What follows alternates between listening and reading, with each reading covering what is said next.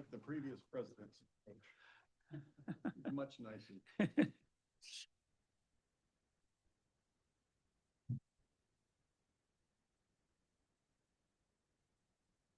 Jim is on his way from Vegas. He said he should be here by 4:30, but maybe a few minutes later than that. Okay.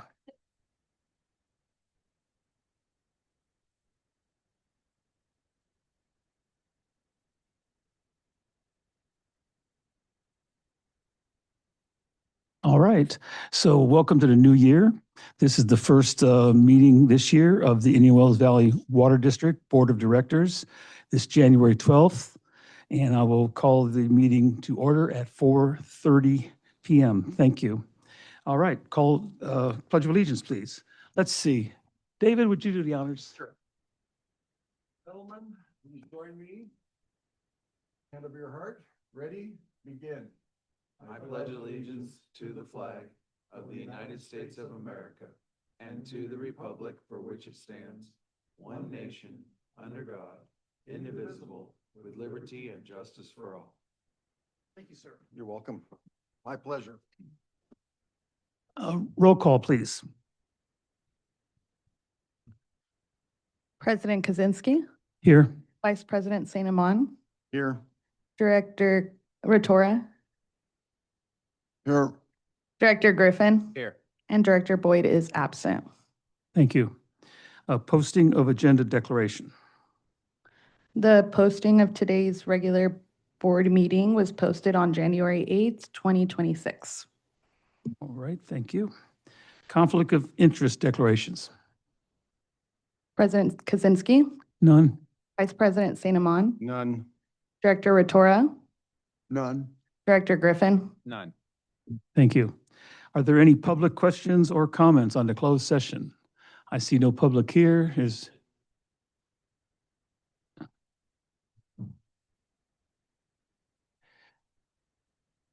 Oh, are there, in this session here, I'm looking for public questions and comments on the closed session.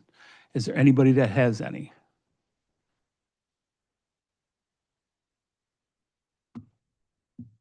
Looks like none. All right, from there, we'll move on to, I'll go ahead and adjourn this open session at 4:32, and we'll retire to closed session.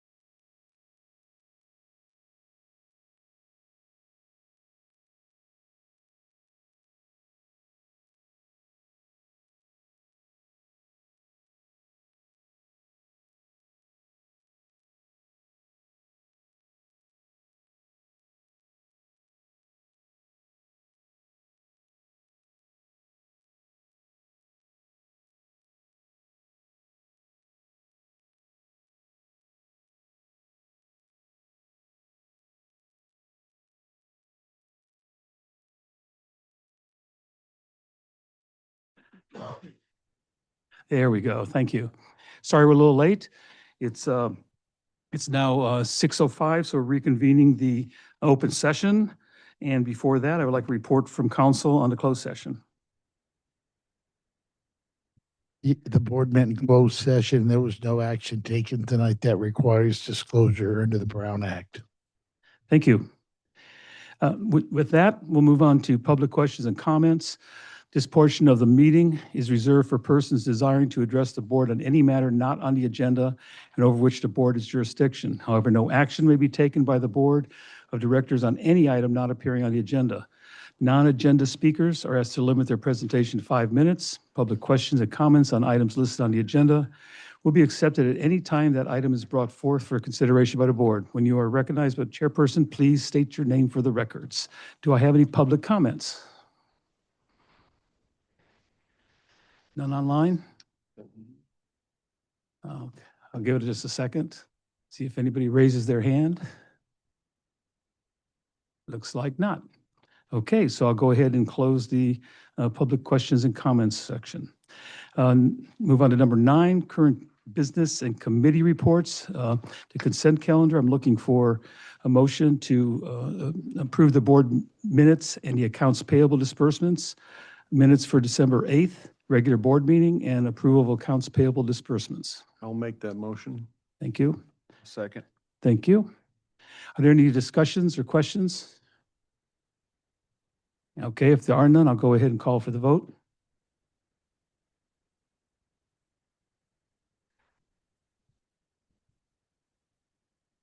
I think I can see it up there. Looks like, sounds Mallory Boyd being absent, then it passed unanimously with him. Thank you. Lowering, not a lot worse than normally. Yeah. Okay, with that, let's see. Move on to item B, KP Public Affairs Contract Amendment Extension. Members of the board, I don't think we got this into the packet quite in time, but you have a revised contract from KP Public Affairs. The contract that's revised is the one that you approved, was it the last meeting? Yes. Yes, last meeting. And so essentially the price increases from $5,000 a month to $7,500 per month. And it will allow KP Consulting to do other things for the water district, particularly legislative proposals that we might want to press forward on our own. You can see the red line from the previous agreement to the current in either red or blue. Fairly simple changes. Okay, so basically this contract already includes other stuff but that's as a retainer more or less. If nothing comes up that is worked on for either finding project funding for us related to water, then we're still pretty much to $5,000. Is that how I understand it? Jim, you worked on this? I believe it actually increases the cost to $7,500 a month. I would agree with that, that it would be just like her legislative efforts, whenever they work on it, it's part of that part of the 5,000. I don't think it's going to be 2,500 one month and not the other month. I would consider it 75 a month. And I think that other part is to maybe try to find some additional funding, Prop 1 or Prop 4, something like that. Things like that, I should say. Okay, I understand it. Are you looking for board approval on this contract? Yes, please. Okay, do I have any comments or questions from the board? Brenda's been very successful with us, and she continues to be. I think that this is going to work out for us. This opens the scope up to include searching for governmental money to help with our projects and Right. implementations. That's Yes. correct. Yeah, so she'd keep her eye open and see if we can slide in, whether there's, I think there's one that's happening now she would help us. I can't remember which it is. It's It's that Prop 4 money. Prop 4, yeah. She can already help us They with have it. access to all of the legislators and the people behind the legislators, and they've been very effective. I don't have any objection. Okay. Do I have any comments from the public? I have one caller. You're on. Yes, this is Renee West Delusk. I live within Ridgecrest city limits. I just want to it restated. They're asking for a $7,500 a month increase No. No. It's a $2,500 a month increase to add the additional services. So how much more does that translate? Because I remember you approved $20,000, I guess, last summer to cover this KP Public Affairs lobbying firm. So how does that translate in how many more thousands of dollars? So it's $7,500 a month. I assume this is a one-year contract, yes. You're saying $2,500 a month? 7,500, Because that's what I asked. yes. Somebody said, no, it's 2,500. No, It was So- previously 5,000 and now they are asking for 7,500. So it will be a $2,500 increase times 12 for a yearly contract, Renee. So it will increase it by $2,500 per month for 12 payments. And that will give us the ability to use her for legislative grant writing, different types of funding options that she can look for us. So it is our thought as board members, at least mine, that the cost will far benefit us on, with one Prop 4 money, it will be beneficial to the district. So right. So you're talking over the period of time they're going to be hired. Is this for like the 6 months? no, this is a 1-year contract is what it says on the contract we're reading. Okay, so you're talking $15,000 in addition to what you already paid them? Ty's got the numbers. I could see. maybe- Yeah, 25,000. 5,000 a year is It'd be 30. 60,000. Is You're 60,000. adding another It'd be 30,000. 30,000. Yeah. So a $30,000 increase.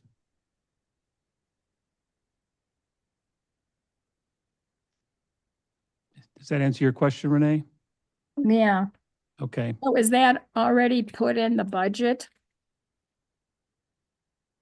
So we budgeted based on the $5,000 amount. There was another study we were looking at doing that we're postponing till next year, so that postponement will cover that balance. So you're saying you have to add it to the budget right now? No, I'm saying we're replacing a different project with this one.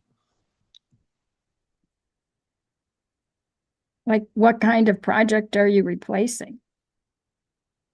We're looking at doing a connection fee study, but that's gonna wait till next year.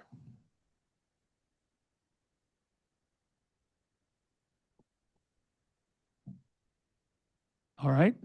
Okay. Any other comments?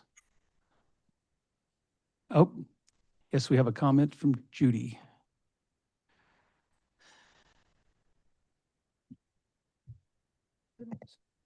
Judy Decker, I just have a question.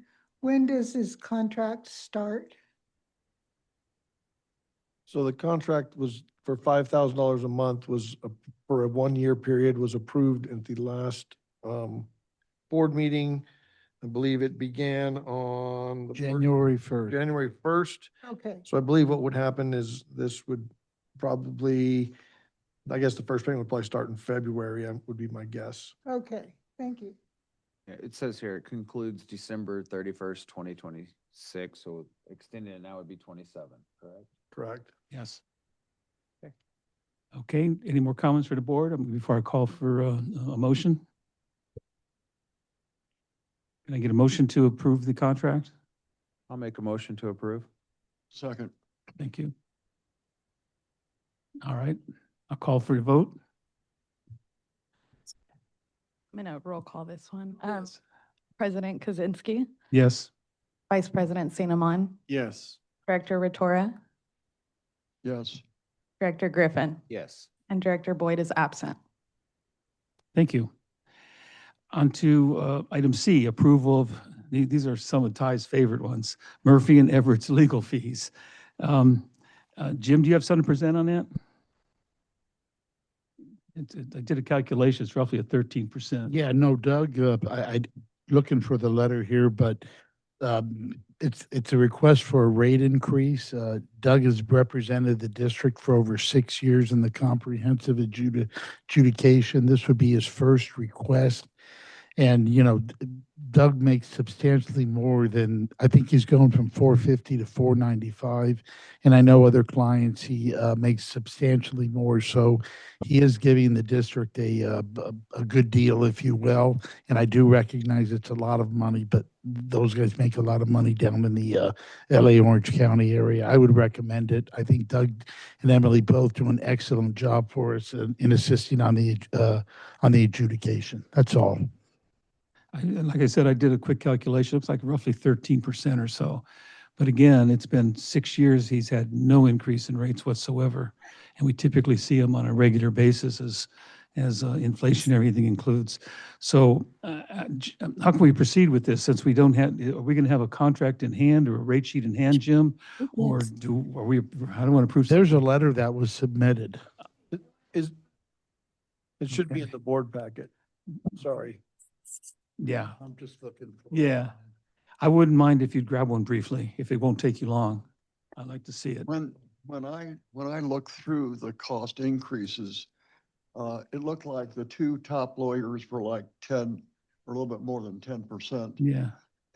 But the next one, the next two were 25% increase and a 45% increase. And I'm curious, since we haven't given them Oh, okay. a raise for some time, that might be acceptable. Can you tell me if the two lower individuals, Yeah, here you go. I have a copy of the letter Jim's let me. associates went up, I believe, 25%, and the paralegal went up 45%? Are forgetting about the percentage increases, but just looking at what the hourly wage is, do the 410 and the 260 seem reasonable relative to your? I would have to look, well. We don't use paralegals at my office, there's just a small office along there. And the one thing I don't have in front of me is I really wonder how much that people other than Doug or Emily are actually working on this case. I think that's just a pretty standard rate increase for their firm. How much is it for the positions? I don't have the letter. You've got my letter now, Here, I Stan. got your letter and I got this now too. So you can pass. Dan, I can comment on that. I have actually reviewed the line item sort of breakdown from Murphy and Everett's in the past, I and think and it's too generally, much. I'm there's sorry. not much. Whoever gets $45. Who's ever online, can you turn your, go on mute? Yeah. I mean, Yeah, the So- answer to that question online is that covers the costs of insurance and retirement and a whole host of other things. They're not getting paid $40 an hour out of pocket. That also covers expenses. Yeah, so Stan, to your point, I've reviewed their bills line item by line item, and I don't see much of anything from the paralegal standpoint. It really is Doug and Emily primarily on their bills. So it's not like you see a ton of hours for those other categories. No, So- insurance rates have gone up. In answer to your question, I would say that they are big numbers, but I really can't say that they're unreasonable. That's what they're getting paid down in Los Angeles, which is why I'm moving there tomorrow. No, don't you dare even look at this. I'll take your word for it. Yeah. So if they haven't had a raise, haven't asked for an Cheers. increase in 6 years, that's a period of time covered by massive inflation, which aggregate was excessive 20%. And Doug is doing something. I looked at some of his rates on some of these other things he's working on, and it's in the $600, $700, and $800 an hour range. I think it's the fact that it's been a while since they've asked for an increase, that their increase appears to be less than the average rate of inflation for the last 6 years, that I have no objection to this.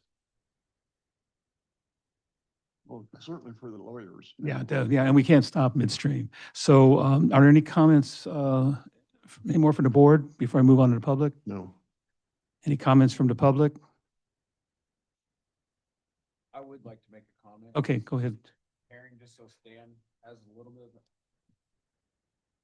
of an idea, going over the last groundwater authority, just for rates that are charged, just for associates and assistants, They're 212 an hour, 244 an hour, and that's not even for legal. So if we went into legal rates, At the groundwater yeah, it's a pretty standard charge to what we're being charged, it looks like, if you compare the same notes, so.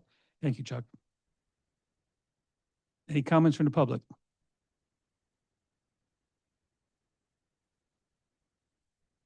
We do have someone? Okay, caller. Go ahead. Yes, this is Renee Westelusk. And by the way, I wasn't the one making comments. I didn't- I was on mute. You know, that's okay. I just heard comments and just asked that they turn them off. Okay, I was already on mute. Well, we So- have 7 people. Could have been anybody, Renee, so it's okay. Okay, you're saying this is like a 6-year deal. The thing is, you didn't launch the adjudication till like June or July of 2021, so it's 5 years into this, not 6. He was already retained prior to us Yeah. filing. It's 5 or 6 years. I don't have the date when we signed the retainer with Doug. It's certainly over 5 years. If you want to quibble over the 6, go ahead. Well, my comment is these rates, and it's probably all attorneys, they charge too much. And this is why everything costs so much. And then they're just bilking the ratepayers. I mean, who, if you look at these hourly raises they're getting, who gets a $45 an hour raise? You know, who gets an $85 raise? Who gets a $55 raise? Who gets an $80? Because that's what these. Don't forget, that's Different- not their raise. That's what the firm is charging. That includes any increases in insurance, any increases in rents, any increasing in utilities. It includes everything. It includes So I can't, insurance yeah, I and- can't tell you what their wage is, but I can tell you what the hourly rate is because it supports the whole organization. Just like we do here, just like any business would do. But this, I'm saying this is just too expensive. And the other thing is we're not LA and we're not Orange County. We're Kern County. People live on shoestrings out here. I mean, I don't see that this is a great deal, but compared to LA or Orange County, oh, I bet it is, but we don't have as high rents usually and all that as the southern counties to the south of us have and all that. So I don't know. I just think attorney's fees in general, whether it's for the county or the groundwater authority or the city or the water district, they're just too high. And this is part of the problem why everything costs so much. That's my comment. And I'm just tired of being nickeled and dimed. All right. Thank you for your comments. Any other comments? I have one. I think I would just say this, you know, if you broke down the water district and you asked what each employee got paid and it covered the cost of our vehicles and it covered the cost of our buildings and it covered the cost of our insurance and all of the other things that we do. So when you work in a law office, you don't collect money from, you know, paying customer water, you know, that are water customers like we do. Like I would imagine our hourly rates would look pretty high if we broke it down and said all the money we collected was like by my salary or Renee's salary or someone else. I mean, so I think you have to put the cost of that type of business into the context of, you know, what all they have to pay for, which is everything, their buildings, their cars, their vehicles, their transportation, their insurance. And it's their only source of revenue, not like, so they're not like the water district. And I don't think anybody disagrees that lawyers are expensive, but this is the world we live in and we have to represent our customers as best we can. I have a comment. Isn't Doug's office in Orange County or where is his office? Close to Mesa. Close to Mesa? Yeah, Irvine. Yep. I have a comment. Dan Tolbert. Okay, go ahead. I have been sued twice. I've been divorced twice. And if you're happy with your representation, take it and run. At those numbers, you get what you pay for in this world. Thank you. Do I hear any other comments or questions before we ask for a motion to approve this? Hearing none, I'd like for a motion to approve the new rates for Murphy and Everett's. I'll make the motion. I'll second the, Nope. I I'll think second the motion. David's got you beat. Okay. All right. And we'll call for the vote. Let's see, that vote is for the consent calendar. Do we need to get that on record? Yeah, why don't you call this one? All right. President Kaczynski, Yes. Vice President St. Amon, Yes. Director Ratora, Yes. Director Griffin. Yes. Do you want us to go Director ahead and Quinn do is this? absent. Do you want us to do this consent calendar? Just you have it, you're going to take it away? Skip it. Okay, all right. Thank you. All right, item D, comprehensive groundwater adjudication. Any updates on that? Sure, I've got a short one. With respect to the phase 2 trial on the safe yield, that is still set for June 1st. Both the expert and the rebuttal reports have been exchanged, and the expert deposition for retained and non-retained experts is in the process of being finalized. It looks like the first deposition is going to go off towards the very end part of January, and they'll go throughout February and then probably into maybe early March, and then hopefully that will complete that aspect of the phase 2 trial. The next thing I have is the mediation is set for February 18th. We're in the process of finalizing the mediators and working on the structure, if you will, of what that looks like. But again, the initial mediation date is set for February 18th. The final thing I have is with respect to the reverse validation action. The district filed its supplemental brief, I believe it was today, giving further argument why the district wants to continue the reverse validation action filed by Searles, which is challenging the GSP. There'll probably be some opposition briefs that'll be filed later in January, with the hearing set for February 6th. And then we'll see what the hearing goes, and there'll be a further timeline and discussion with the GA about that. That's all I have. Okay. Drink some water there, Jim. Thank you. Is there any comments from the board or questions? Hearing none, or any comments or questions from the public? Okay. Oh, we've got someone online. Caller? You're on. Yes, this is Renee Westalusk on that reverse validation. That is the water district taking that up in place of Searles Valley Minerals? That's pretty accurate, yes. Is that because Searles Valley Mineral has recently had some agreements with the GA? Well, we probably. It's strategy, but the fact that Searles is out of it certainly was an impetus for the district to step forward.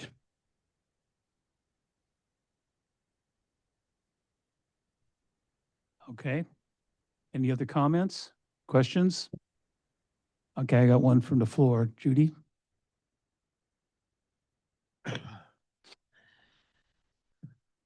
I just want to be sure I'm correct. The reverse validation hearing that starts February 6th will be heard by Judge Cluster also? Okay. But the mediation will not. Is that still correct? That is correct.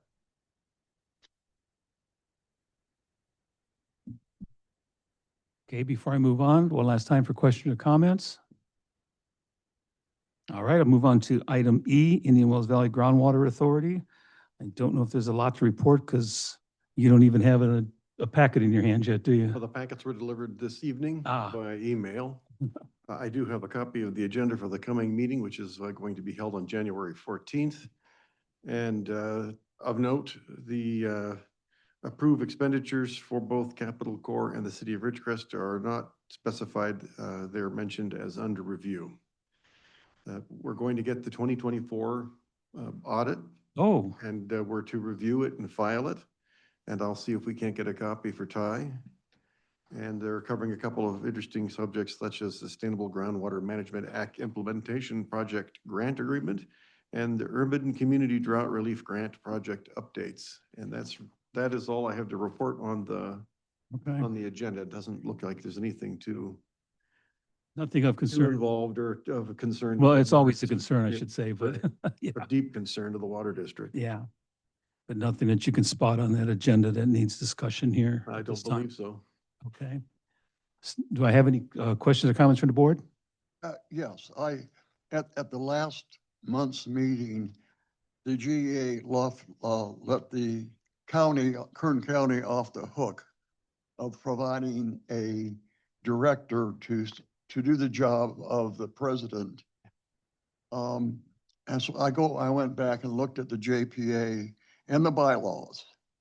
And it turns out, according to those two documents, Kern County is supposed to be providing 2 elected members as the primary and alternate directors. And they're supposed to take their turn at the revolving, the rotation for president and vice president. And what happened is obviously the Kern County should have been president, but were let off the hook. And that violates their commitment to the JPA and the bylaws. Kern County is also supposed to be providing a general counsel who will be the general counsel for the GA while the county is the president.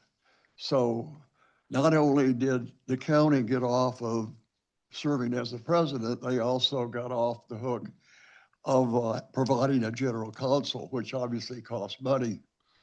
Well, their explanation was that there was no county council who could fill that role. That's really not our problem.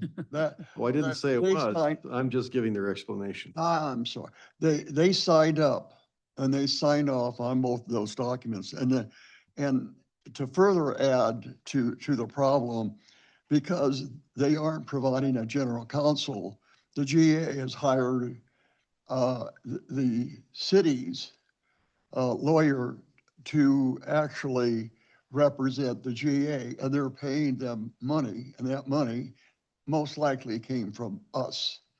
So my feeling is we shouldn't let the county off the hook of doing what they signed up to do in the JPA and the bylaws.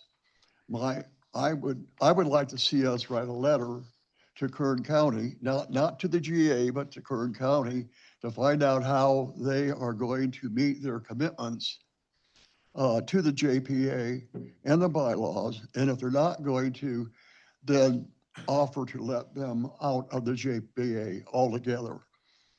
The Kern County hasn't actually provided all that much input or benefit. We don't probably need them. And they should be made to either do what they were signed up to do or get out.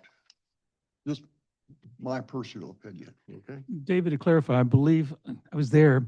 The reason is because they couldn't provide counsel, so he couldn't sit as chair. Was That's that what his explanation. not because he's was. busy as chair of the supervisors, not that he's too busy? But no, he did say, I might be the president of the Board of Supervisors next year, and the county does not have a council that can fill that role. So if I remember correctly, those are his reasons. Okay. Neither, like Stan says, it basically isn't our problem. That they have a commitment, they have a commitment to make. They signed up. That the JPA was Kern County's baby to start with. They were the ones that set it up. They were the one that pushed us to join. And now they're trying to back out. My feeling is they want to back out, they should back out officially and get out of our way. Any other comments? Looks like you had something to say. I do, but probably the wrong thing to say. Jim, be prepared to stop Chuck. I agree with you, Stan. But I also feel that it was the water district's turn once again and we were overlooked. And so the JPA was violated that way. So I struggle with that. Because we have been not handed that opportunity 3 times now or 4 times we've been looked past. So that bugs me more. And I It understand was the that. GA that asked us to not do. Correct. It's not, it's the reversed. I don't see where the two things are the similar at all. We were asked not to provide, all right? What Kern County is doing is saying, I can't provide even though I've got the commitment. We were ready to do the job. We were asked not to do the job. Big difference. So the board, any more comments or questions or I don't know about the letter writing yet. I don't know whether we want to send something off to them. Jim, I'll defer to you. Are we wasting our time or, which I think we are. Let me look at the language and everything and Okay. give you an email or talk to George about it or something like that. Yeah, talk with George about it and see if there's something we can do. I think what Stan's asking is we go on record saying they're violating the JPA. I know exactly what Stan's saying. Yeah, that's what I think. Anything else on the groundwater authority? Yes, from the floor, Judy.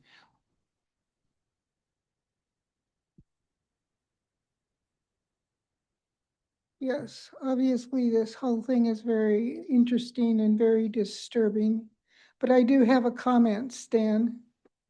The Kern County representation represents a large number of well owners who are not within the boundaries of the Indian Wells Valley Water District. And if you ask them to leave, all those people will not have any representation on the Groundwater Authority. So you need to think about that. Thank you. Thank you. You know, the recent change to California law, which was AB 1466, I think guarantees all the private well owners a seat at the table and representation. So if you haven't read 1466. Theoretical, quite frankly. You're going to have 700 well owners sitting up there with David and Scott. You know, the Kern County is the only government, local government, if you would, not very local, that exists for the people that live within the county that are not, they live within the county, therefore they are not in the city. Some of them, a few of them are in the water district, like David and Mallory, but most of them are not. So don't take away their representation.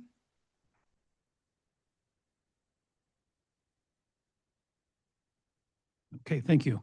Any other comments before we move on? All right, hearing none, move on to the annual board workshop agenda. George? Yeah, Oh, did I see something up here on Groundwater Authority pipeline cost refresher? What is that? That just popped up. oh, that was Was that my part of the report. groundwater? It was just a refresher. Okay, So, but all the other groundwater stuff. I just wanted to reiterate some of the things that we have gone over in the past. The number that's talked about is 3,000 acre feet per year. We developed that cost estimate in 2024.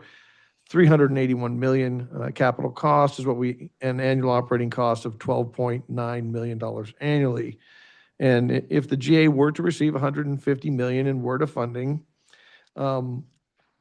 in all likelihood, we sort of went through and looked at this. This looks like about $205 per acre if the tax that ultimately paid for the amount of money over the $150 million that need to be paid to construct the pipeline.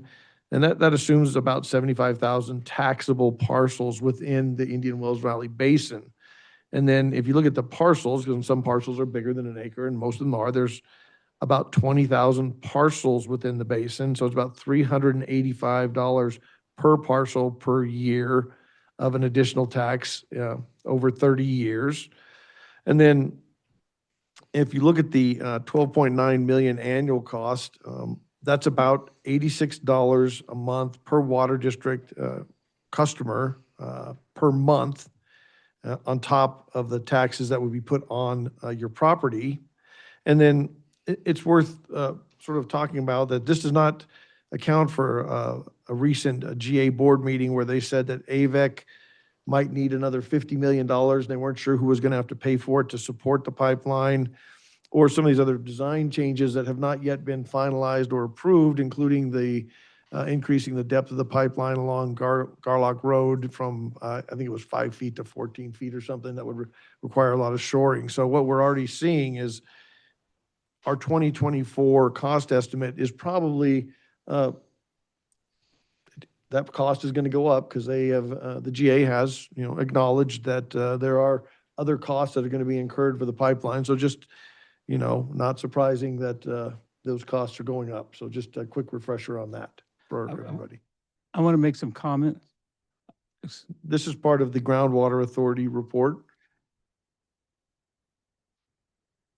I want to make some corrections on this, George. Okay. Feel free. Annual property tax. First of all, it probably wouldn't be a property tax. It'd probably be a fee that would show up on a property tax bill. Okay? The $205 per acre is for 75,000 taxable acres within the basin, not parcels. Oh, sorry. Okay, and Correct. right, and the parcels are approximately 20,000 parcels within the basin. So, and what you're saying there is that any money beyond the 150 million, which they may receive or may not receive, and our estimate is that they probably would need to somehow find another 250 million. And if that was to be found in terms of a 30-year bond of some kind, this is what could result from it. And that's what we're saying. So this is pretty simplified at the moment, but that was 75,000 taxable acres and 20,000 parcels.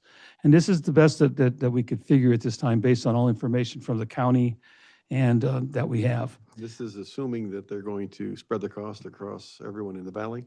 Yes, in other words, if I need 400 million and I get 150 million, I got to finance 250 million. And just as a general rule, you can figure over a 30-year period, you would borrow 250, you'd end up paying back roughly 500 million. So if you pay back 500 million over 30 years for 75,000 acres, it's roughly $200+ per acre. Or if it's taxed by parcel, it would be $385 per parcel. I don't know how it would be done. I don't know if it'd be based on value of property, whether it be homes on it or not homes on it. But either way, you've got to find $500 million.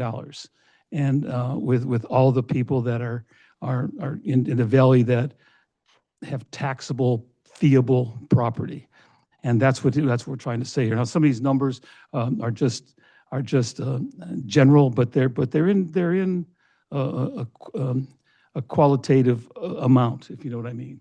So, I mean, I hate to see $200 per acre added to my tax bill as a fee, or if they just do it by parcel, $385 per parcel, that's enormous. I don't think it'd be done that way, but we tried to present something that would show somewhere you got to come up with $250 million, and either you borrow it or you somehow, I don't know other ways to get it except do a bond issue on it for 30 years or so. There's an additional consideration. The GA is still under the impression that they will be forcing the water district to accept the water from the pipeline. So that means one of two things is going to happen. Everyone in the valley is going to pay for a pipeline to bring water to the water district, assuming we would accept it, or the water district ratepayers are going to have to pay the entirety of the cost. Exactly. And this also goes to the question that was asked at the last GA meeting or the previous one, I can't remember which. Someone asked, what is the plans to come up with all the matching requirement funds or additional capital you need? And I believe the answer was, we don't know yet. Right. Okay. And so again, the water district is trying to get ahead of this so we can understand how it's going to affect our constituents and get a feel for what may or may not happen. So I'm just asking that you take this as it was presented with the corrections that I made and understand that somewhere that money needs to come from. And where it's going to come from, I couldn't tell you. I don't think it's going to fall out of the sky. I don't know. And that's all I have to say about this. Any other comments about it? Questions? If they do get the 150 million word of funding, they have an immediate requirement on the $50 million increments. They have an immediate pay up front $12.5 million Right. matching fund. Yes. Something they can And you can hold off. And you could do the math. If you take 12.5 million and figure you'd have to pay back 25 million if you do it over 30 years, and then do the math by acres or parcels and see what it could cost. And there's 3 of those. So now you're talking Yeah. $75 million Yeah. dollars. So if you thought lawyers were expensive, It goes to the point that I'm trying to make is this particular solution is not economically feasible for our valley. We just don't have the population here to do something like this. And that's it. Anything else before we move on? I think we're moving on to board workshop agenda. You ready for that one, George? I am. All right. Okay, we'll go with the easy one first.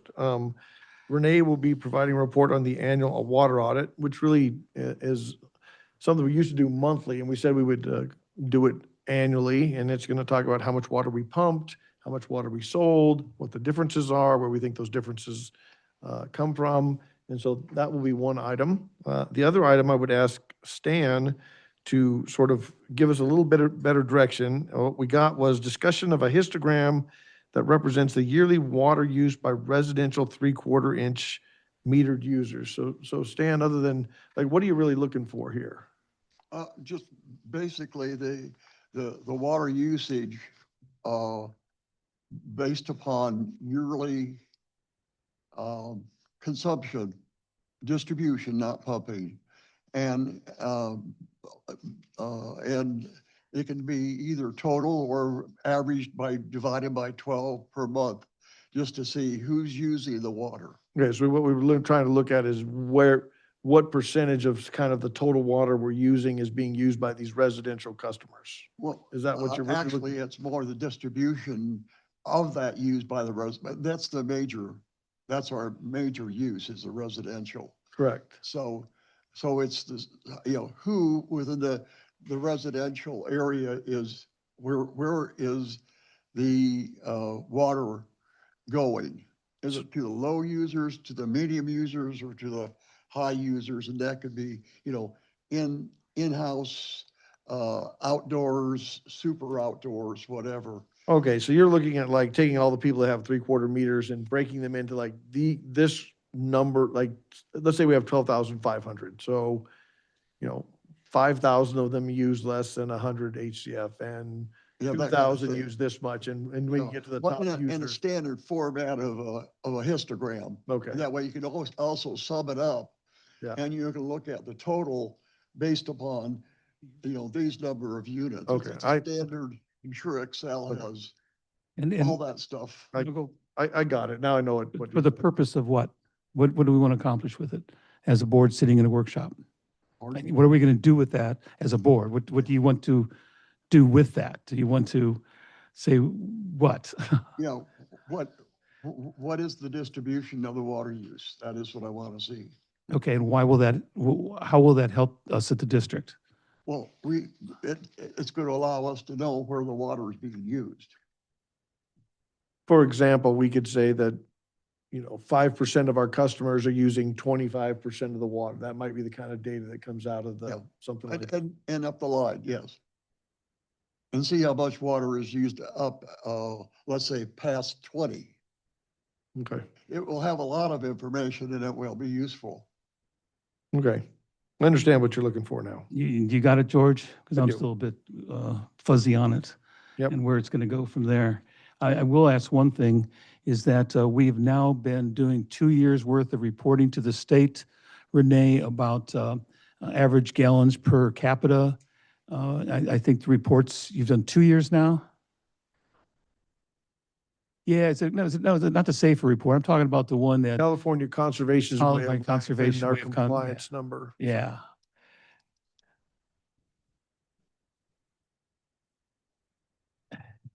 When you want it to work, it doesn't want to. Yeah. Gosh, I can't remember how many years. It's been at least 2 years that we've been- Can we do a brief report, at least what the last one said?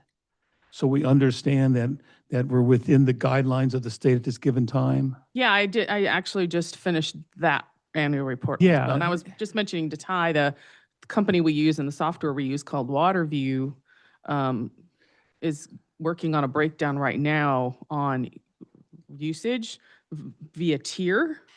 Okay. So we can look at how much of our water usage is in our two different tiers.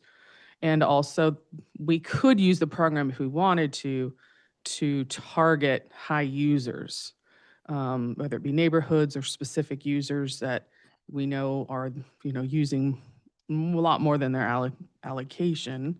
And you could target conservation messages to those To those particular people. customers. Yeah, if I you guess I'm wanted to. looking for some kind of report that shows that we're within the state Yes, I have. That. guidelines right now. I will present that. And then plus maybe put on your, look in your crystal ball and predict what that might look like in 2, 3, 4 years, because I know that it's going from 55 to 50 to 42 or so. 42 ultimately. Ultimately. it's- Indoor and usage. yeah, indoor usage. So I'd like to discuss that a bit because I'd like to reassure the public that through their conservation efforts, that we're meeting those requirements. We're And that looking hopefully in the good. future we'll continue to. If memory serves from the last meeting, if everything remains the same, we're good to meet state requirements all the way out to 2040. That is correct. So if we can add that in, I don't want to get lengthy on it. I just want to make sure that we all understand it. And if we have any questions about it, and that the public sees as well because I think they need to be congratulated on their efforts. I think our ratepayers have done a very good job in conservation. Really have. I would like to add one more thing to that, if I could. I agree as far as everybody's done a great job on conservation, but I would like to see the number while you're doing these reports Mhm. of the percentage of our customers that are paying the groundwater fee. That's Because that would the only tier be 2 fee. people in tier 2, Yes. so. Yeah. So if we had that percentage, because I see a lot of social media posts, people complaining about, it, so I'd like to know what percentage actually goes above and is paying the groundwater It fee. changes over the course of the year. In the summer, as Yeah. people get Right. engaged up. Well, the histogram will give us that information. It should. Okay, yeah. Okay, what else do you have going on there, George? Well, obviously, we'll go over board of director goals and any outstanding issues. Bless you. And question for the board and legal, is there any need for a closed session during this board workshop with the upcoming mediation and whatnot going on? I think as I understand that that's to be determined at this time. It is to be determined, but don't be surprised if I request one. Okay, and if so, it'll be after the open session. If you can, we can do it before or after. I'll come here whenever you need me to. Yeah, I'd prefer to do it after because we don't know, lawyers talk a long time. Seems to be the topic today. I know. Okay, and anything else? I see you have outstanding issues. Are you looking for something from the board on outstanding issues? I don't, Or are there issues that maybe, That's historically a placeholder that's always seems to be on the agenda. We can Okay. take it off if we want. if there's anything there, I mean, John, if you have anything that needs to be discussed, I'd like to see it there in advance. I don't know whether it's future projects, whatever you think you may need to do. The same thing from Ty, if you have anything that needs to be on there. Let's discuss it. Have this topic. Yeah, yeah. And a lot of times it'll be things that come up during the meeting. It could be, yeah. Could be. But the more we can list, at least the public knows what we're talking about, if they have something. Okay. All right. I don't think we need to do any voting on that or agreements. George, you'll get the agenda out as soon as you can. I do, I have notes and work with Isabel, and we'll get that ready. Okay, and any board members who want to talk with George about adding anything, just do it. Just remember, we're 9 to noon, and then we're going to go into closed session, and I think, who's cooking lunch for us in the closed session? No. All right, we'll move on from there. General manager update. Okay, did want to report that. Oh, hang on. Looks like I have a caller. Oh, Renee, are you on there? Yes, this is Renee Westerlusk. Isn't it kind of obvious already who pays the bulk of, I guess, the replenishment fees by the water district? Because you made some change in the way I think 2 years ago, maybe it's 3 years ago now, where the higher water users were going to be having to pay more of the replenishment fee, and the small usage, average residential customers were going to hardly pay any. so that's the, In tier 2. that's what we're actually looking at. We want to see what those actual percentages are. I don't know if it's 50% of our residential customers get into tier 2 or whether it's 25%. So we're going to look at it and figure out what that percentage is. So what you're getting at is what percentage our customers are paying the replenishment fee? Yes. So you're gonna have to factor into that, if they're a high tier 1 and they get pushed into tier 2, we need to know when that happens and how many people are affected by that. But don't you have to take into consideration whether they're an institution, government agency such as Sierra Sands Unified School District, Saracoso Community College, the fairgrounds? I'll answer that, George. No, they all, if they go into tier 2, they all pay the replenishment fee. But what I'm saying there, I think they are at a loss to conserve more or whatever, because they have to provide water for endless numbers of people using their facilities. And it's not like they can control every person that attends their buildings. It's not like they can ration them down to a certain amount of flushes or whatever. So No, Renee, and the bulk of their water usage probably comes in watering the large areas of grass and the sports fields and other things, as opposed to just people in the buildings. So And that- they do have some control over that. George, she makes a good point, and the point she's making is that people always forget that replenishment fee is affecting the fairgrounds, the school district, the college, the hospital, and they're big users of water. So naturally, they're going to be up in that tier 2. Well, don't forget the tier 2 also changes with the size of the meter, but chances are they're going to be there. So, so the information we have in front of us, we'll be able to discuss it at the meeting. But there's no way to relieve them of that. If the replenishment fee is there and it's for those water users that go into tier 2, they pay it.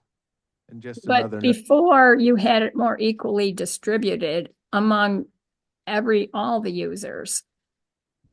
Whereas the high water users that are basically government agency institutions, so to speak, they're getting socked with most of the replenishment fee.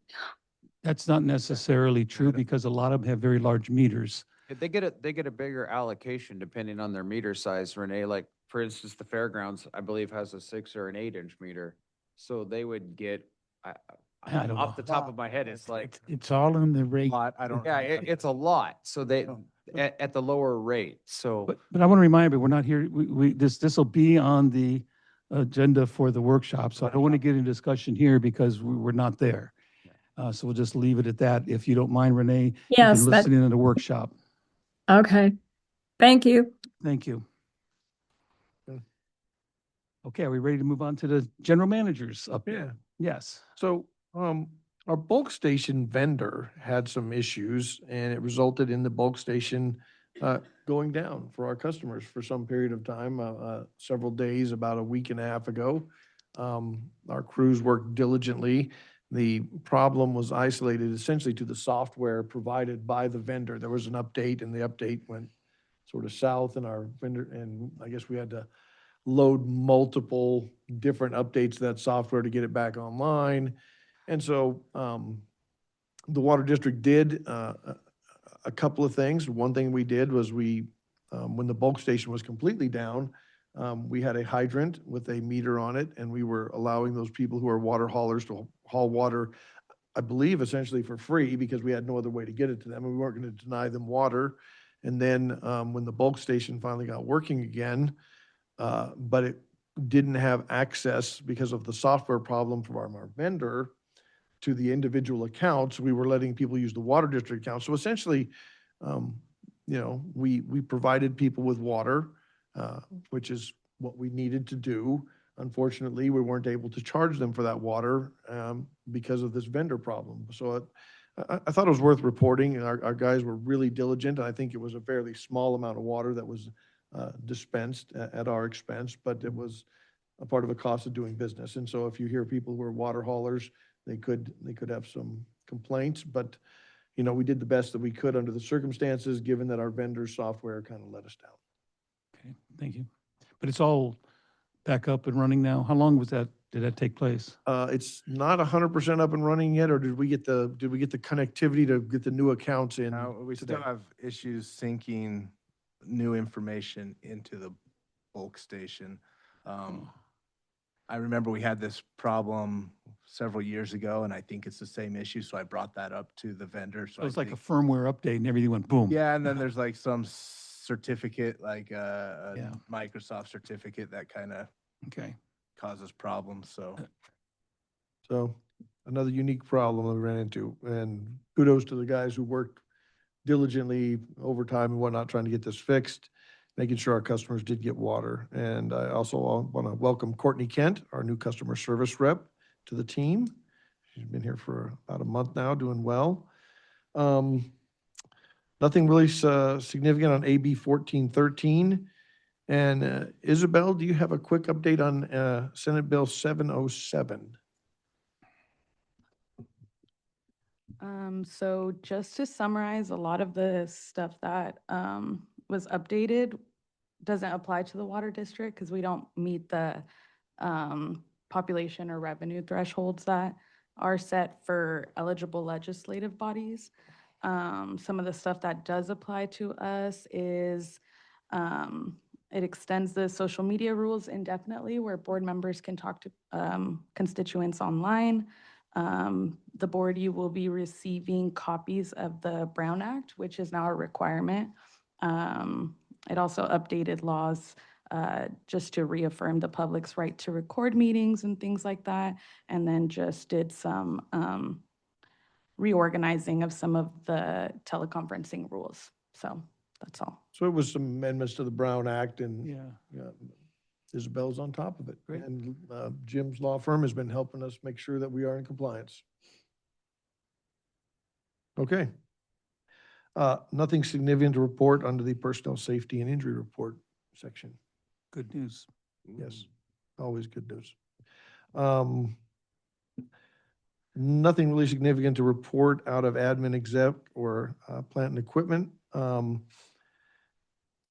In finance, we did have a discussion about, how are we going to start looking at Inyo Kern Community Service District, what that might cost us if a consolidation should occur. So there was a little discussion in that committee meeting concerning, at some point, if the state comes in and says there needs to be a consolidation, we need to have an understanding of what that's going to cost, so we can properly bill it back to the state. Yeah, let's make it clear, it's not going to cost us anything. It's going to be billed back to the state. Maybe some headaches, but Yep. On public outreach, John Zwiga and Caleb Griffin continue to work under the Chamber of Commerce leadership class. And thanks to how many bags did you guys load of food for the kids now? 250. 250. Last time. Yeah, so their wow. community project is providing meals to some of the underprivileged children in our communities. So that's pretty awesome. I also have a list of upcoming conferences for the board to consider. either attending themselves or sending someone from the water district. I think we can start with the 11 February Aqua 2026 Legislative Symposium in Sacramento. It's 385 a member plus the hotel. And this is where you can go meet your legislators, talk about legislative stuff. So we have the opportunity to go. It's really only from 1 o'clock to 5 o'clock. And then you have a dinner afterwards. So there's not a lot of time there. I guess if you went down there, say a board member wanted to go and attend that, they might go early and meet with some of our legislators in the morning. That's the one you and I went to last year, Yes, so it's, where we met up with Brenda and, There's some value in that one. yeah. Well, it, looking for a board volunteer or two. I So, know, it's a- yeah, I don't need an answer today, but certainly looking for a board member or two to volunteer to go down Sacramento on that one. Okay. The next one would be February 24 to 26 in DC. That's the Aqua Annual Washington DC Conference. It's an opportunity to meet with our federal legislators. Once again, that's probably more of a board director sort of conference to go down there, and I think a lot of it would depend if there was any federal legislation we felt that was worthy of going for in that time frame. So once again, we'll try to keep the board of directors informed on what's going on in DC, what type of legislation is out there, and board members can choose whether they would like to go or not, or send one of the staff out there. Next, we have March 31 to April 2nd in Sacramento. That's the Biennial Symposium on Managed Aquifer Recharge. Now, I will say that, I guess this is, it alternates between California and Arizona, I think, if I'm correct. And I think it would be beneficial because aquifer recharge is one of those things that we really believe could be part of the solution to the valley's issues. Capture of stormwater, for example, that goes down into the aquifer, or other things and that are similar. So it might be good to send one of our staff members, perhaps from engineering, down to this conference to interface. And I believe some of our consultants will be at this conference as well. Yeah. You can confirm with Tim. I'm almost sure Tim's going to be there, but I agree with Tim you will that we ought to send someone. I from think our- Tim will be there. He's very active in this organization. Yeah, it's But I- run by the Groundwater Resources Association. so. Yeah. Yeah. So- I may not be able to go, but I did give Justin a heads up in case Okay, he might want to go. great. We get a full report. Okay. Well, I went years ago. I've been to it. I think we presented a poster when we did our study out at the Northwest Wellfield on the brackish water study. And given the nature of 1413 not going away on May 5 to 7, the Aqua Spring Conference and Expo is in Sacramento, which gives us a dual opportunity to go and meet with all the great Aqua members and potentially work on legislative stuff while we're there. But there's not much information or even reservations available at this time. Just wanted to let you guys know that's coming up. And Okay. we'll probably be looking again for board members to volunteer and perhaps a staff member or two to go. Okay, I'll let you know pretty quick on that. I think I wanted to go to that one, but I didn't see my conflict with me having to go to Virginia for graduation. Let's Okay. see. I think that would leave me at any questions on the general manager's update. May 16th. Nope, I don't have any questions from the board. Any questions from the public? Oh, we have a question. I have a comment about your bulk water station. Just by chance, happened to meet up with a friend who has been a water hauler for years and years. She lives up off of Mike's Trail. And she was complaining actually about the water district and the fact that she has the same water storage tank in her truck that she's had forever. And then since you, I think her words were, modernized the bulk station, the numbers have changed. She apparently came and talked to Don Zadiba about it and didn't get a satisfactory answer. And she's used the same tank forever. She fills it up as to a certain level every time. But the numbers now are quite a bit higher than they were for years and years. And I was wondering who she should talk to. Should she talk to you, George? Should she talk? Yeah, to I believe I Paul? know you're talking about, and I know that one thing we did, I believe we did calibrate the meter. So we know that the meter is correct. And I believe we have double checked the actual calculations of that are coming out. So it's possible. We've done 2 rate studies in the last 4 or 5 years.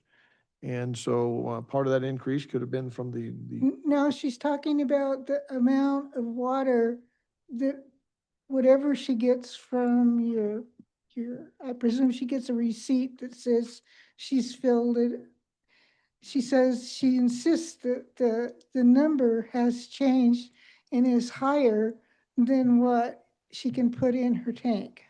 So she's saying that if she's got a 500-gallon tank, she gets a receipt out that says somehow she managed to put 600 gallons of water into a 500-gallon tank or something like that. Medical. Yeah, All right, I will happily talk to her. okay, I'll let her know. Yeah, like, the best we can do is get professionals who, do the meter calibrations and make sure the meters are calibrated, and we have done that, so I find it, Okay, I'll just let her know to give you a call. And hopefully there's a tag on the tank somehow that says the capacity.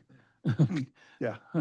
I can we always. calculate, I guess, if we know, if we can Someone take some watch them measurements on the fill it up tank and and- watch the receipt. But on another, if she's, This up, however, you brought up the bulk station and the light bulb went off Okay. between my ears. So No. it's but okay. but if she's comparing her previous bills when it was on a mechanical meter, when a mechanical meter fails, it fails on Low. the other side, so it always fails low. So it could have been going on for years and that meter was, talking 50 years, I mean, Well, no, No. but there's no telling. I mean, so it could be a difference there also. it could be, but I'll All we need to know is the size of her tank And how much is putting in. and how, yeah.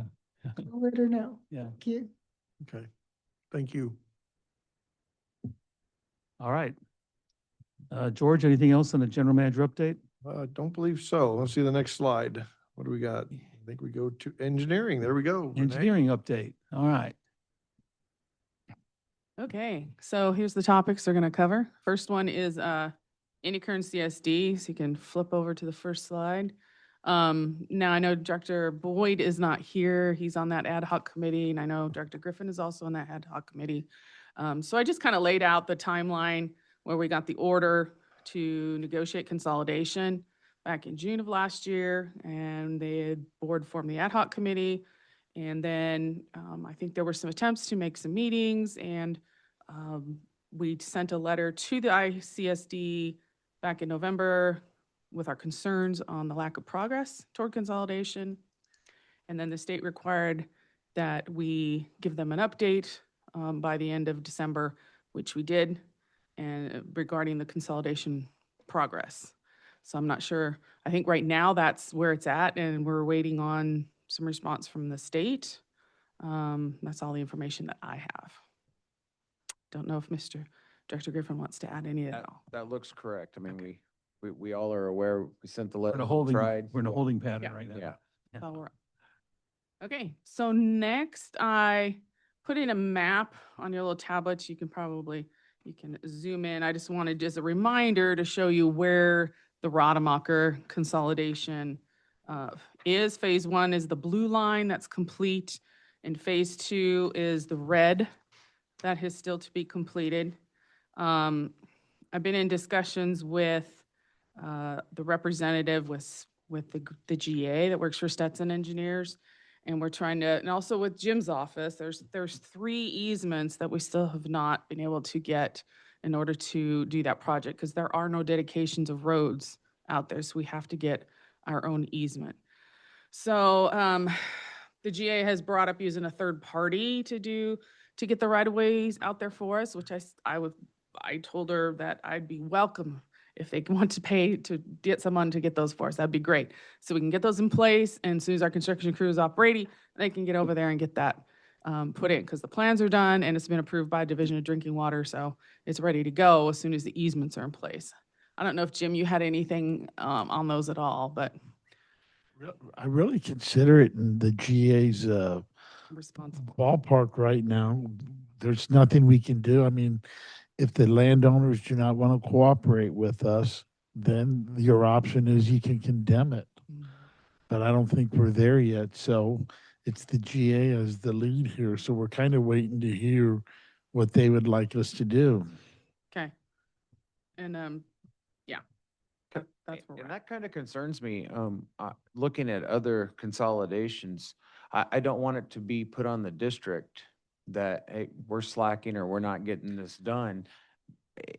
So maybe we need to look at, before we do any more consolidations, making sure that those easements are in place before we accept the project, Yeah. so we can move forward, because I don't want it to be reported in the groundwater authority meeting that we're stalling and this isn't done, because we can't do anything until those property owners say, yes, we'll allow you to go through our property, and then grant a legal easement, so. Right, and there's another one coming up that I'm also working with the GA on, so I'll talk to you about that. They're really talking about using a third party to get those easements, which would be great. And I think that if that could speed up the process, they're welcome to it, because since we haven't had the success on it, so. So the next one, if there's no questions more, is there a question, a caller? Okay. We have a caller question?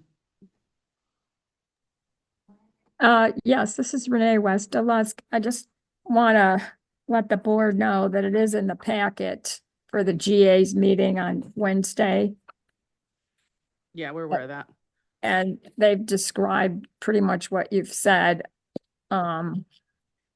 But I still think there's not going to be enough money to do that Stark Street on top of the other two projects that the GA has gotten money for. So I don't know. I think they're going to have to get more money from the state. That's my comment.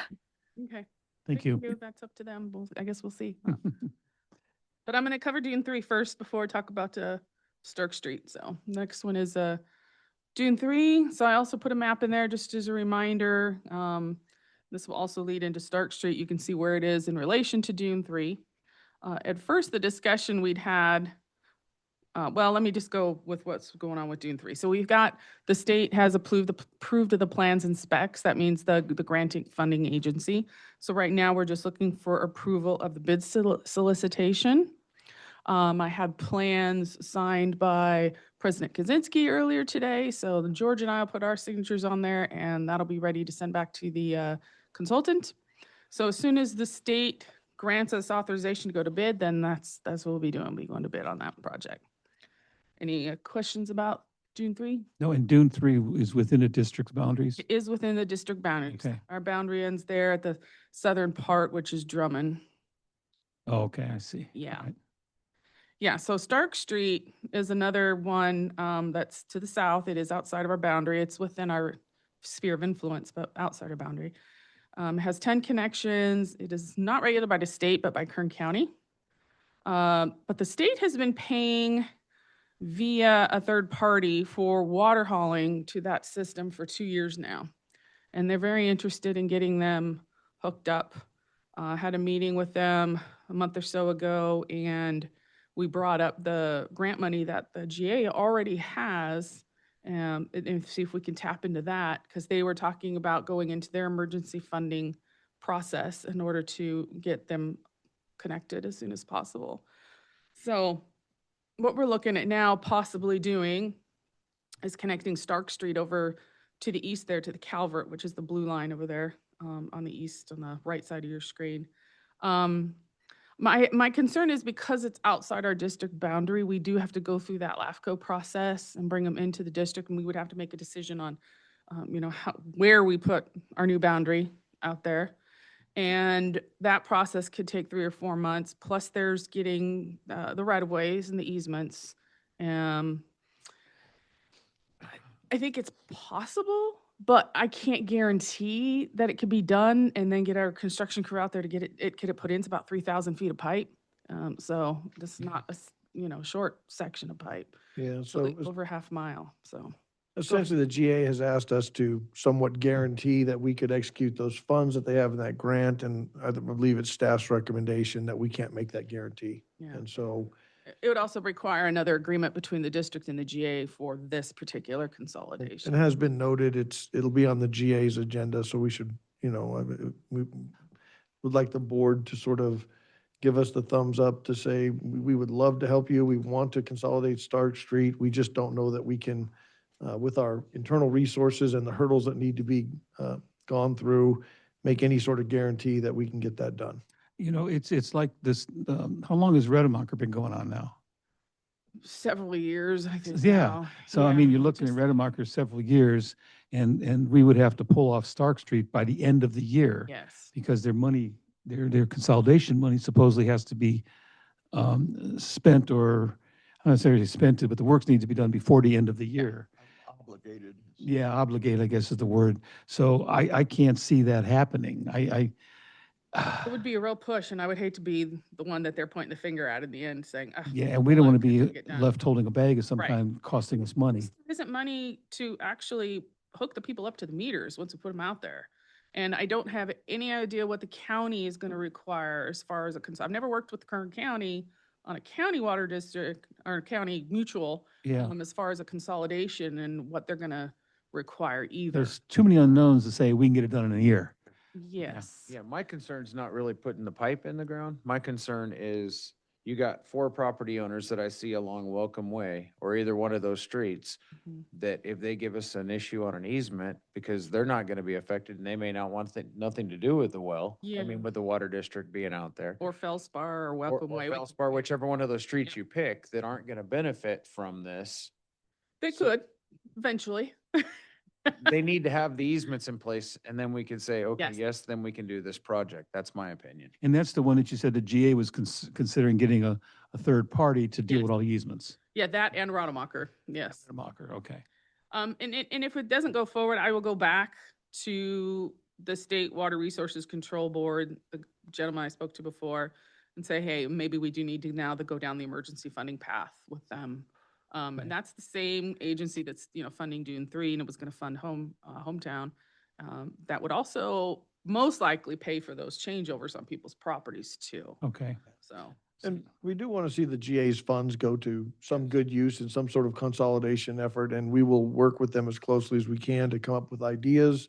We just feel like if we're trying to commit our in-house construction crew to this effort and getting it done on time, nobody wants us to be, late on that one and therefore lose out on the funding from the state with all the uncertainties that are surround this particular one at this point in time. It seems like it's better to give the groundwater authority the opportunity to find another way to spend it. And I don't know how these grants work. Is it possible the GA can go to the state and say, by the way, we have this project which popped up its head here, and can we extend this? Can we extend it another year to finish spending that money? We don't know the answer to that yet, but the GA should find out. Well, we need to find out, and Yeah. that was the question I was gonna ask, is has the GA given us any indication that they're gonna ask for an extension? No.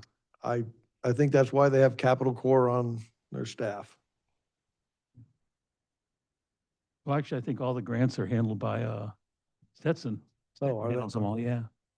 Yeah. Well, may I ask, wasn't it DWR who asked us to work with Dune 3? No, that's a State Water Resources Control Board, different. Oh, state, okay. Yeah. It was the state, though. Yes, it wasn't- was a state, it- yes. It didn't come through the GA. No. No, Yes, I'm sorry. Okay. Yeah, that's not coming out of GA no, money. Dune 3 approached the State Water Resources Control Board So it seems requesting. to me that the state water, Cool. the water board ought to be interested in getting this done and therefore help us. And therefore, if we need the money extended, they may be willing to help. Yeah, they are the ones who are been paying for them to haul water.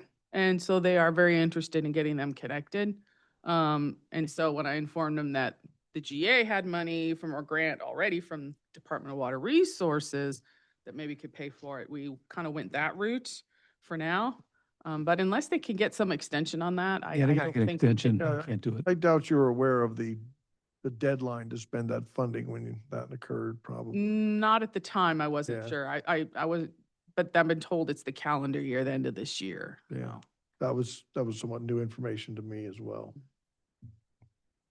All right, any comments? Oh, I see Judy. Yes.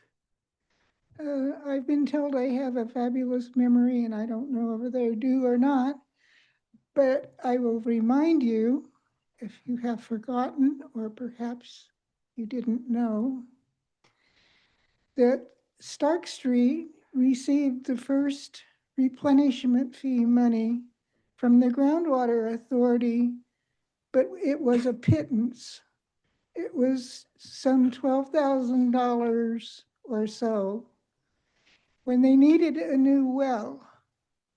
Now, kitty corner just about from Stark Street is Mr. Byerly, who is on the southeast corner, well, there is no southwest, but southeast corner of Welcome Way.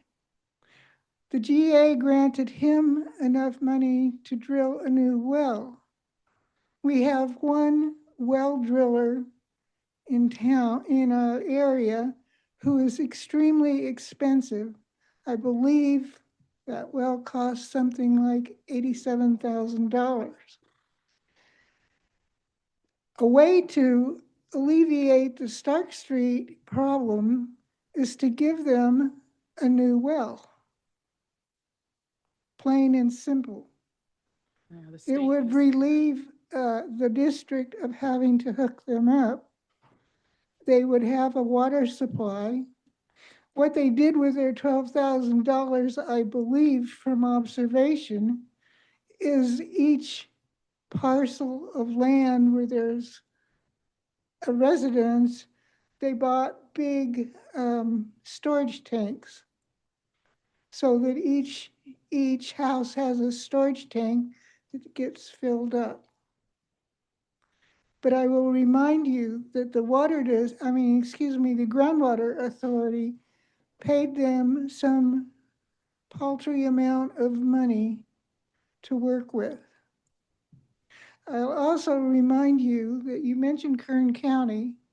It is Kern County who allowed all these little mutuals to form without giving them much, I believe, in the way of guidelines.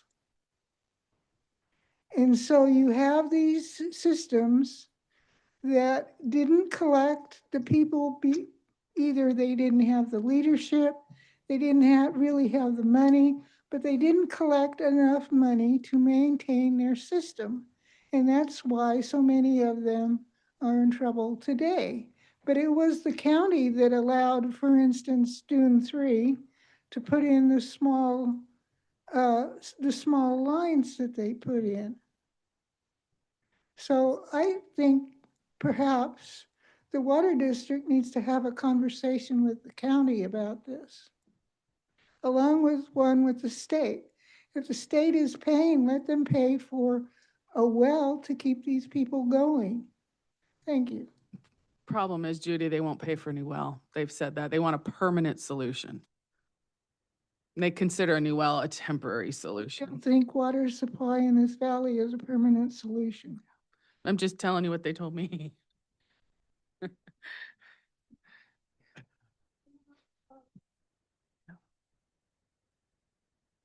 You have a caller. We have someone online? Yes, caller. Yes, this is Renee Westerlusk. I just want to say in the agenda packet, the third page for Agenda 11, it does say the IWVGA staff have requested a grant end date extension by DWR. However, the grant program manager had directed staff to amend grant deliverables instead. So I don't really know what that means, but it sounds like they were turned down for a grant end date extension. Thank you. I'm sure we'll hear about it Wednesday because it's on the agenda. Yeah. All right. Anything else?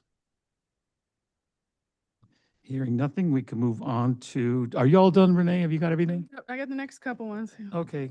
Yeah. Oh, yeah, I see 2 and 3 down there. Yeah. I got some pictures. for Finally you. got pictures. All right. Yes. to let you know that there is work going on now on Brady Street. So they've started putting that pipeline in the ground. And what's interesting, this is a weird thing, but normally when we do a project like this, we hire a third party to do compaction testing to make sure we meet all the requirements for the county. The county, and we had someone on contract to do so, and the county has now said they are going to do all the compaction testing, which saves us money, which is great, but it's a completely new thing. They're going to be out there doing all Hope the they're compaction prompt and they're on our schedule when you need them. testing. So yeah, it's interesting. All right. Yeah. Thank you. And also what we have going on now, started last week, is the inspection and cleaning of water storage tanks, except the newest ones. Those will be drained to be inspected probably in March. But I just got a picture of you can just see the trailer and the hose that goes up to the hatch at the top, and that's where all their communication and their oxygen and all that stuff goes, and the diver goes in the top there. So, and then you have someone in the trailer monitoring everything, doing the video. They clean off the sediment, any sediment that might be on the bottom of the tank first, and then they go around and do a complete inspection. Wow. And we'll get written reports, and we'll get copies of all the videos. What's the time frame on them? They'll be done by Thursday. Really? Yeah. Okay. They started last Monday. Wow. Okay, thank you. Mhm. Any comments or questions for engineering? None for the board, none online? All right, we'll move on to financial update. All right, so I made a modification to this table from last time. Hopefully this is the information that was being requested. So this is fiscal year consumption. Yeah, for December and for year to date.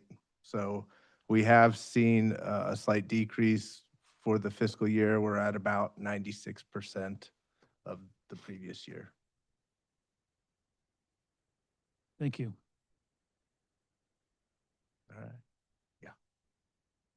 Guess next, a little bit on the solar site security. We have well 33 online. Well 34 is being installed this week, I believe. The pole is up at well 34.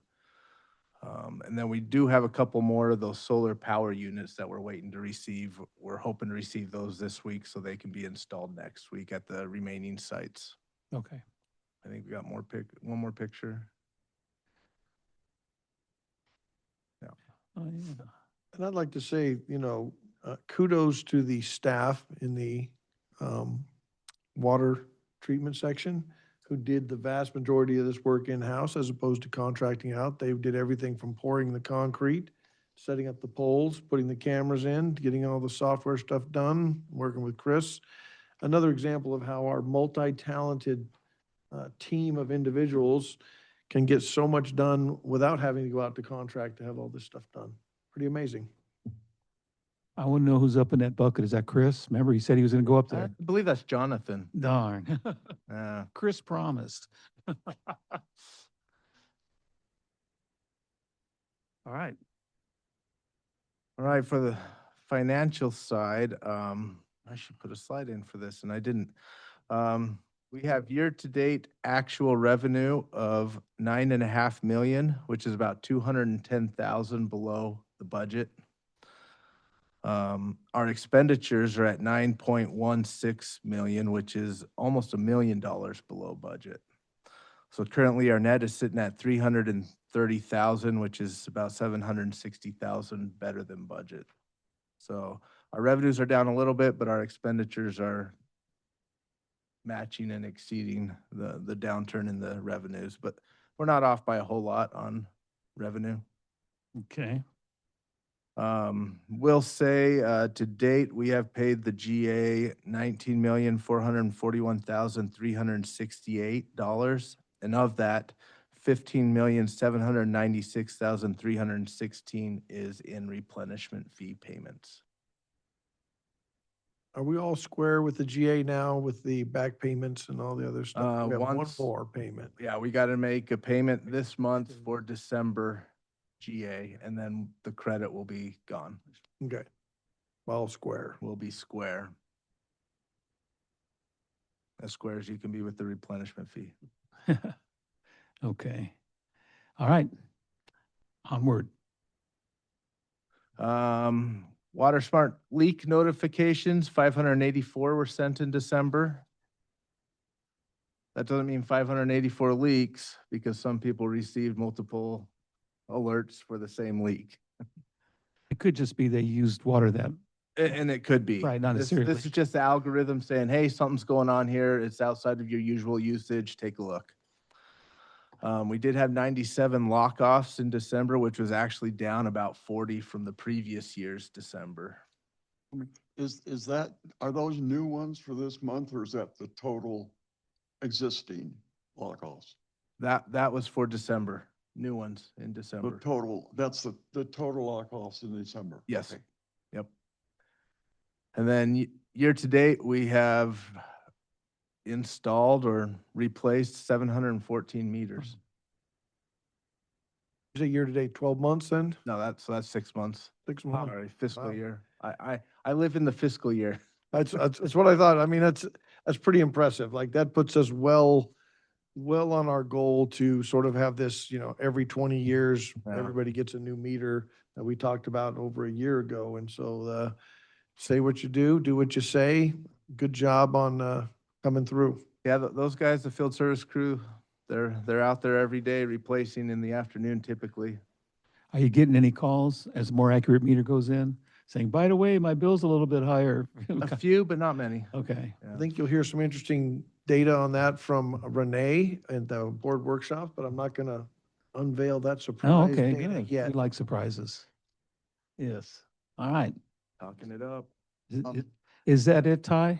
That's all I have, yes. So questions or comments on the financial? Do we have data on or maybe I slipped through it, the year-to-date water use?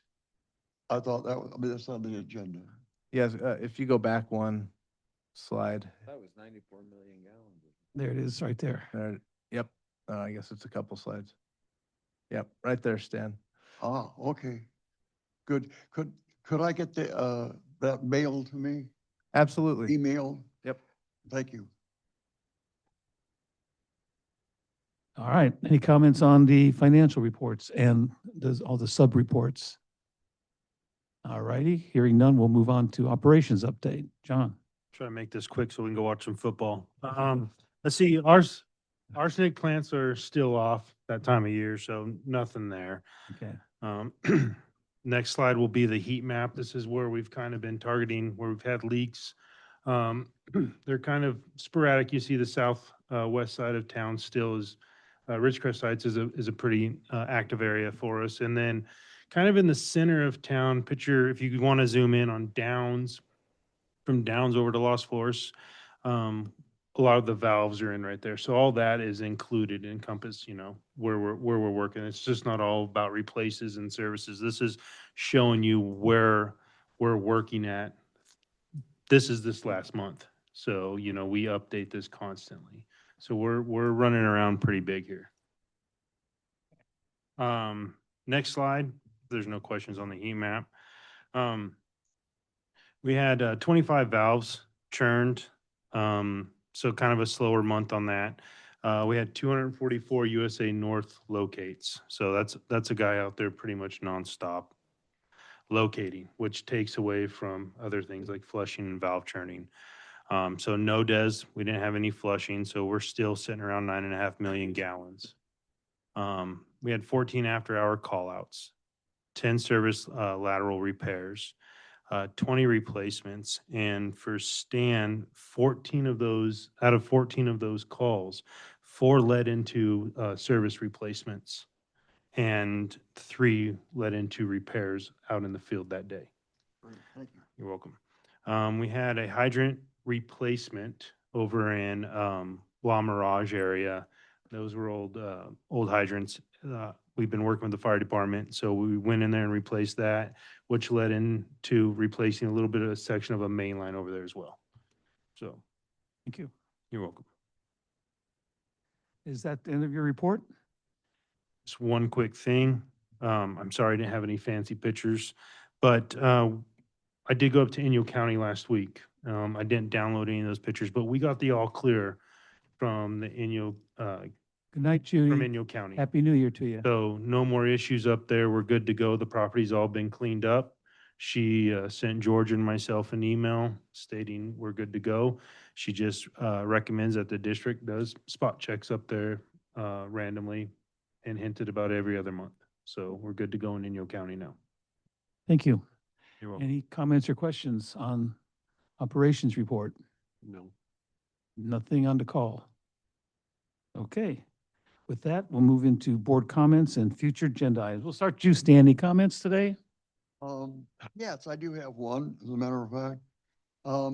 I would like to see us send a letter to the county, that is Kern County, telling them that we expect them to live up to their obligations in the JPA and the bylaws. And if I can provide you the areas that I was looking at if you'd like, but it's pretty straightforward. I think I'm fairly certain I know what you're talking about, Stan. Okay, that's all. Thank you, Stan. Chuck? I just want to wish everybody a happy new year. And then I also want to make a comment to somebody I think gets overlooked a little bit, and that's Renee Westelusk. I want to show appreciation for how involved she is. She questions a lot, but she pays attention to everything, and I think that's good for community to do. So I just want to tell her thank you. Wish there were more asking questions. yeah, me too. Yeah. Okay, Mr. St. Amand. Well, I'd like to welcome our new customer service rep aboard. And other than that, I have no comments. No comments, huh, after that? Well, Happy New Year, everybody. I've said this earlier, it's going to be a busy year, but it seems like every year is a busy year now, okay? I want to remind everybody that your Form 700s are due. I'm sure that Isabel will be knocking on your door or sending you some emails saying Form 700s. April 1st. Yeah, I know, but some people just lag behind a little bit. And I just want to thank everybody for the hard work they do. I think that things are shaping up around here. I really appreciate the crew that's out there doing the construction work. I think that's a great thing. Providing you keep up with it, engineering might have more than you can handle. You know how they are. But with that, I'm going ahead and sign off and close the meeting at 7:42. Next regular board meeting is February 9th. Thank you.